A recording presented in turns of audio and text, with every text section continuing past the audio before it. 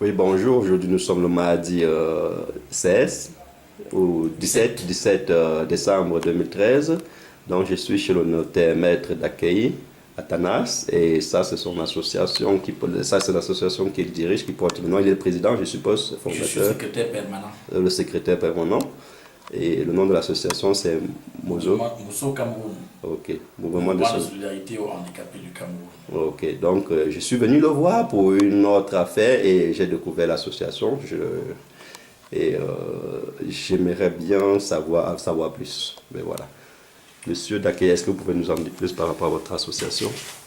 Cette association est née en 2003, à mon arrivée en Consama. Nous sommes partis du constat de l'absence pratique d'enfants handicapés dans les institutions scolaires et dans la prise en soin pour nous lancer dans l'idée qu'il fallait faire quelque chose. Parce qu'à 80%, ils vivent encore retranchés derrière les portes. Nous avons donc engagé le processus en 2003 et en 2005, nous avons fait les papiers et nous avons eu les documents étatiques nous permettant de fonctionner. L'association a aujourd'hui 317 membres de droit, un peu plus de 4000 bénéficiaires, c'est-à-dire des membres qui sont atteints d'un handicap, qui ne peuvent ni payer les cotisations, ni les droits d'adhésion, mais à qui nous avons l'obligation morale, le devoir même de porter assistance. Donc, ils sont un peu plus de 4000, mais nous sommes 317, 320 membres actifs. L'organisation comporte dans sa structuration une assemblée générale naturellement, mais surtout un conseil d'administration et qui a 9 membres avec un président et un secrétariat permanent dont j'assure la principale mission, qui est la tâche du secrétariat permanent. Donc à l'intérieur du secrétariat permanent, il y a une assistance de direction, il y a un chef de programme pour les projets et il y a un responsable des finances.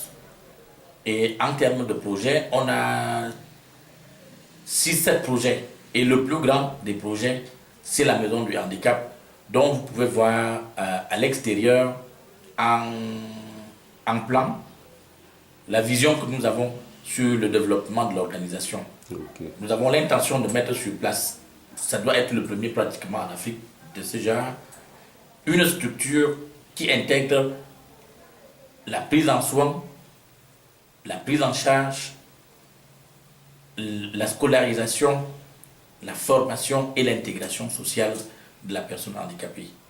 Ok, je vais juste vous demander, je précise que vous-même aussi, vous êtes une personne à mobilité réduite, hein? C'est pour ça que je suis assis sur un fauteuil roulant. Et comment ça s'est passé pour vous-même à votre époque, lorsque vous étiez jeune? Est-ce que ça a été facile? Ah non, non, non, non. J'ai fait l'objet du rite de la rivière. Je ne sais pas si Non. quelqu'un connaît ce que c'est que le rite de la rivière. C'est-à-dire, vous naissez handicapé, les parents vous prennent, on va vous déposer dans un cours d'eau en se disant que si vous êtes un mauvais enfant, vous allez partir, vous allez mourir. Et si vous êtes un bon enfant, vous resterez. J'ai survécu. J'ai fait l'école primaire. Il n'y avait pas de voiture. J'ai fait l'école primaire et j'utilisais une canne. J'avais l'appui et le soutien de mon père, de ma mère, de mes soeurs. J'ai fait le lycée à Bafan. J'ai fait la suite de mon lycée à l'internat au lycée classique de Bafoussam. J'ai fait la faculté de droit à l'université de Yaoundé, d'où je suis sorti avec une maîtrise en droit. Et Excellent. depuis 1997, je travaille dans le cadre du notariat. Ok, parfait. Et est-ce que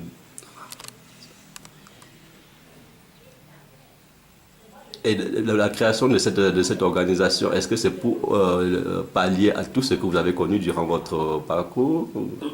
Je pense que l'une des missions fondamentales quand on est personne handicapée, après avoir parcouru le chemin qui est le nôtre, c'est de se dire, il ne faut pas que ce qui nous est arrivé arrive à ceux qui sont encore plus jeunes que nous.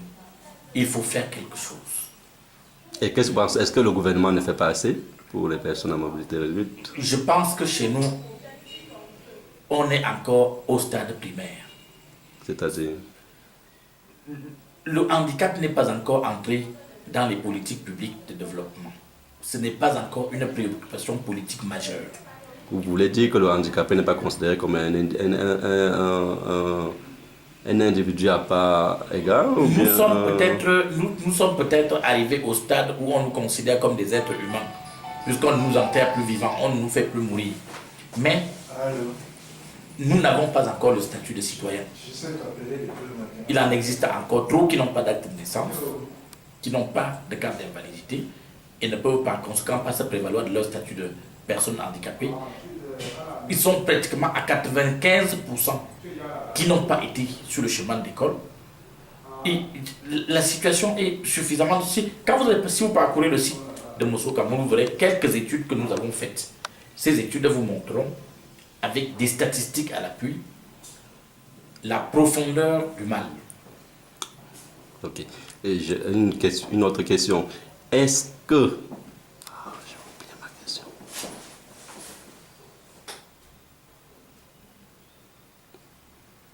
Autant que je retrouve mes esprits, hein, parce que vous parlez tellement, je suis absorbé par tout ce que vous dites, c'est tellement passionnant et je suis vraiment très content de réaliser cette interview. Est-ce que votre organisation, est-ce qu'elle est connue à travers le pays, le Cameroun, puisque nous sommes au Cameroun? L'organisation couvre l'ensemble de la République. Je dis bien l'ensemble de la République, c'est-à-dire des provinces de l'extrême nord à l'extrême sud du Cameroun.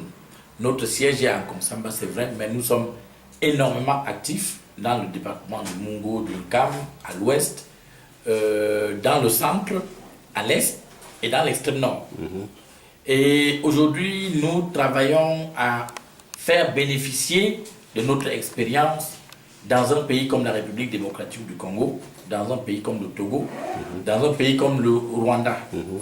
Nous travaillons à mettre en place des coopérations permettant que la création de la maison du handicap permette qu'on fasse venir des expertises de ces pays-là, des ressources humaines de ces pays-là, pour les former afin que la même mission puisse être accomplie dans ces pays, surtout que ces pays ont le malheur d'être des États se trouvant dans des situations post-conflit. Ils sortent tous des guerres. Effectivement. Et vous avez je suppose que vous avez des partenaires à l'étranger avec qui vous travaillez? Oui, nous avons développé des coopérations multisectorielles. D'abord des coopérations avec des universités étrangères, françaises et allemandes essentiellement. Lesquelles universités nous envoient des stagiaires et des volontaires. Nous avons développé des partenariats avec des organismes de développement, lesquels nous accompagnent dans les études que nous menons aujourd'hui, notamment les études de plaidoyer. Nous sommes en train de travailler avec, par exemple, Pain sur le monde, Pain pour le monde, afin que se mette en place un mécanisme destiné à l'auto-emploi de personnes handicapées. Et le même projet, nous le développons en ce moment avec l'Université de Nantes. L'objectif étant que les personnes handicapées aptes à poursuivre des études universitaires puissent, au bout de leur formation, ne pas retrouver la case familiale d'où ils sont sortis, qu'ils puissent bénéficier de projets que les partenaires accompagnent pour que cela s'installe de façon autonome à l'intérieur du Cameroun. Est-ce que, une dernière question, que pouvez-vous dire à ceux qui vont regarder cette petite interview aux Camerounais et à ceux qui vont regarder de l'extérieur par rapport à l'association, par rapport au combat que vous menez, par rapport à la personne handicapée, et ensuite vous pourrez conclure? Je leur dis que le handicap n'est pas une fatalité. Le handicap peut être cause de désespoir, mais il peut être aussi cause de bonheur. Il suffit de bien orienter les actions et la réflexion sur le sujet de la réflexion. Ensuite, je voudrais leur dire que vis-à-vis des personnes handicapées qui sont au Cameroun ou qui sont en Afrique en général, qu'ils pensent que quelque chose de positif peut être fait. Que l'on ne le fasse pas dans le sens de la mendicité ou de l'assistanat, qu'on le fasse dans des structures organisées avec des missions bien définies, avec des objectifs bien définis, avec des résultats à atteindre. Des exemples, de bons exemples, bien conçus et réalisés, permettront même à nos États de comprendre l'importance de travailler dans ce sens. C'est la philosophie que développe Mosso Cameroun. Merci. Merci.